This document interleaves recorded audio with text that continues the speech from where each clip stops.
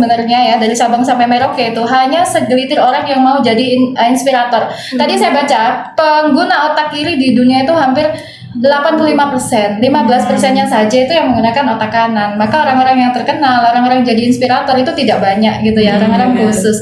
Apa bedanya teman-teman antara kita taat patuh ya pada aturan perusahaan ya kan, sama kita stuck di otak kiri dengan kita kreatif? Bedanya di mana gitu loh?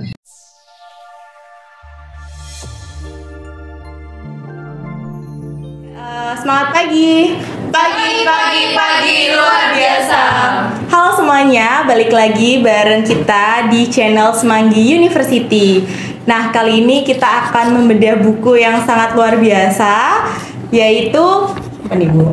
7 Keajaiban Rezeki dari karangan Ibu Santosa. Nah, mungkin dari teman-teman sudah banyak yang membaca buku ini juga, dan kita akan berdiskusi mengenai golongan kanan lingkar diri. Tapi sebelum itu mungkin kita bisa perkenalan diri. Saya Ulima Dengan Juwita dari divisi project. Saya Ila. Saya Tiara. Saya Nindi. Oke, langsung aja untuk bedah buku kali ini akan dimoderatori oleh Bu Juwita. Silakan Bu Juwita. Oke, Mbak Ulima, terima kasih untuk waktunya. Langsung aja ya. Jadi teman-teman di sini di part 3 itu tentang keajaiban ya. Jadi ada golongan kanan. Nah, di lingkar diri kita itu ada golongan kanan, kemudian ada simpul perdagangan, ada perisai langit, ada pembeda abadi ya. Ada pelatih ikhtiar, sidik jari kemenangan, dan sepasang bidadari. Kali ini kita akan bahas mengenai golongan kanan gitu ya. Jadi sebenarnya mungkin tadi sempat melihat pengarangnya gitu. Beliau memang seorang motivator sekaligus seorang entrepreneur gitu ya di bidang MLM juga, dengan produknya yang sudah booming. Teman-teman tahu tadi sempat sebut ya, spill produknya Habatus Sauda. Gitu. Jadi posisinya kita di sini memahami matematika Tuhan. Jadi sebenarnya kalau yang terjadi selama ini kepada kita ya, takaran rezeki. Kebetulan di sini bahas seperti itu. Jadi takaran rezeki itu sebenarnya kalau kita hitung-hitung mungkin dari pendapatan kita itu sangat kurang untuk mengcover semua kebutuhan yang kita miliki dalam setiap bulannya. Nah, seperti itu. Jadi kan ada hal yang tidak pasti di dunia ini begitu.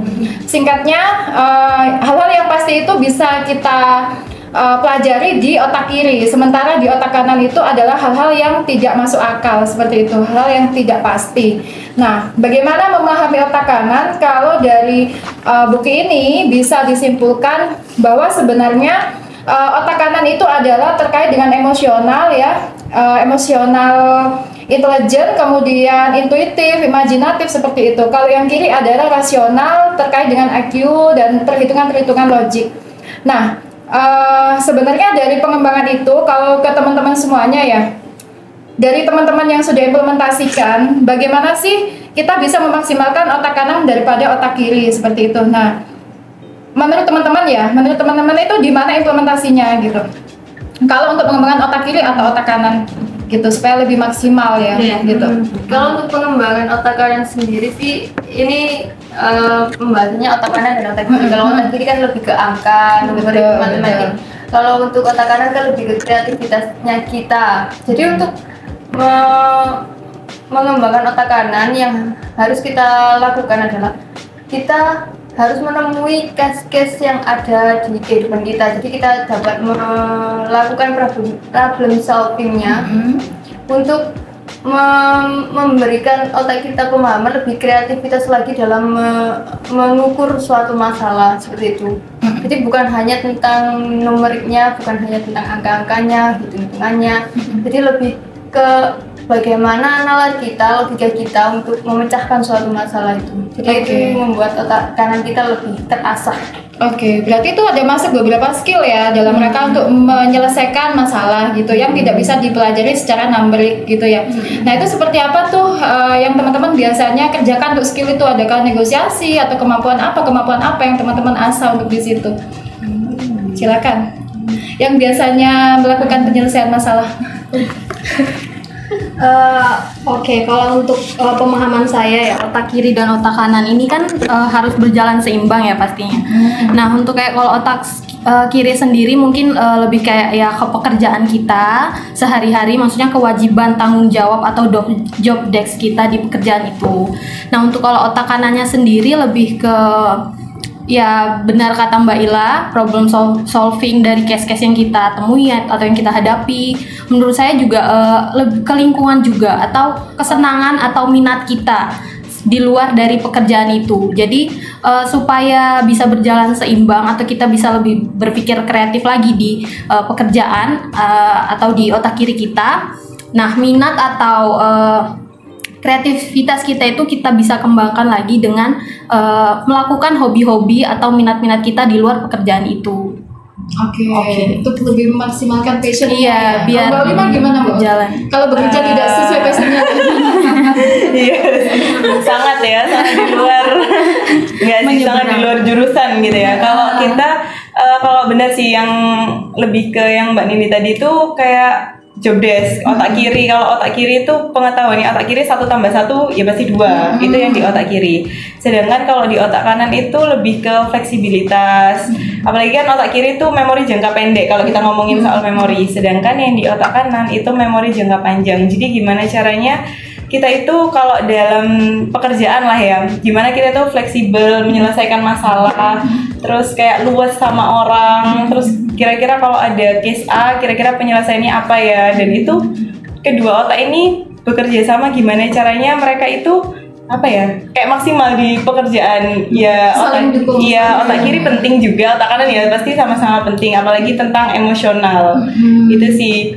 Itu sih kalau yang otak kiri otak kanan. Jadi mungkin kalau kayak Mbak Lima ya, kalau misalnya ada case close TOP seperti itu ya, kemudian dinego, berarti nggak boleh kaku dong. Nah itu adalah kemampuan teman-teman untuk negosiasi, kemampuan teman-teman untuk bisa menyampaikan pesannya otak kiri bahwa 1 tambah 1 sama dengan 2, tapi dengan cara yang kreatif supaya teman-teman sales bisa menerima. Nah, itu adalah salah satu improvisasi juga dari teman-teman finance gitu ya kurang lebihnya ya. Nah di sini ada yang menarik sebenarnya. Tahukah Anda kuatnya otak kanan membuat Anda lebih self motivated, ya kan? Jadi Anda itu lebih supel, lebih cerdas emosional, lebih awet muda, ya kan? Kayak Bu Juwita ya. Saya memang masih muda Mbak. Dan ini adalah hasil penelitian dan itu bukan kata dari Bang Ipo ya. Dan orang yang terbiasa bekerja dengan otak kanan itu pasti melakukan pekerjaan itu sesuai dengan dia mencintai pekerjaannya gitu. Nah teman-teman wujud cintanya ke pekerjaannya itu seperti apa gitu. Jadi itu kan juga implementasi dari otak kanan kan. Nah cara teman-teman mencintai gitu ya. Kan bukan bidangnya ya Mbak, tapi harus cinta gitu ya. Bukan jodohnya tapi harus cinta. Gimana tuh? Gimana? Kalau ini sih, kalau mencintai pekerjaannya itu dari lingkungan yang pertama itu berpengaruh banget. Gimana caranya kita menciptakan rekan-rekan yang enak diajak ngobrol, rekan-rekan yang kalau kita kan sering banget jajan kayak gitu, itu termasuk mendukung banget untuk mencintai pekerjaannya sih. Jadi karena lingkungan, karena situasinya enak, karena rekan kerjanya juga enak, jadi kitanya bekerja itu nggak tertekan gitu. Jadi kayak enjoy gitu loh. Makanya gitu. Gimana ya? Tidak di sales, tidak di Iya, jadi dengan begitu bisa enjoy ya. Iya, dari lingkungan itu. Berarti suasana itu diciptakan kan ya? Iya, diciptakan. Oke. Atau kalau misalnya tambahan ya Bu, atau kalau misalnya kayak di luar jurusan saya banget nih ya, dari psikologi ke finance, sebenarnya mungkin di awal-awal agak pusing ya, kok bisa saya aja milih psikologi biar nggak hitung-hitungan, kok bisa kerjanya masuk finance kayak gitu kan. Mungkin dicari sih kayak kan emang dasarnya suka matematika sih memang. Nah cuman kayak dicari ternyata di sini tuh bisa tak implementasikan di kehidupan nyata tentang keuangan, terus cara memanage dan yang lain-lain. Jadi kalau selain menciptakan lingkungan, kita juga harus improve terus melihat keadaan itu dari berbagai sudut pandang. Jadi diambil baiknya gitu. Berarti kan selain nanti tahu psikologinya, di ilmu itu Mbak Lima dapat tahu penerapannya. Kalau misalnya nanti jadi istri harus maintain budget dan lalu sebenarnya orang golongan otak kanan itu bekerjanya karena panggilan jiwa ya. Jadi itu bukan karena panggilan kerja. Jadi aku tadi menarik di sini, aku garis bawahi bahwa mereka sepenuh hati, bukan sepenuh gaji. Nah itu menurut teman-teman gimana tuh sepenuh hati tidak sepenuh gaji. Kalau sales sudah biasa. Kalau gimana? Kalau saya sih bekerja sepenuh hati itu kebetulan ini cerita tentang background saya. Background saya kan dari akuntansi. Nah di akuntansi itu kan ada aturan-aturan. Kalau dari akuntansinya sendiri kan ada PSAK, standar akuntansi. Kalau dari pajaknya sendiri kan ada regulasi fiskal dari pemerintah. Nah yang saya suka itu ada peraturan yang mengatur ini keduanya, akuntansi dan pajak. Dan pajaknya sendiri pun setiap tahun, ya kadang nggak setiap tahun sih, setiap ada perubahan kebijakan dari pemerintah kan juga berubah juga aturannya, PMK-nya, undang-undang, PPh-nya, dan Itu belajar terus ya kayak gitu ribetnya. Nah ini yang asik Bu soalnya. Aku denger aja pusing ya.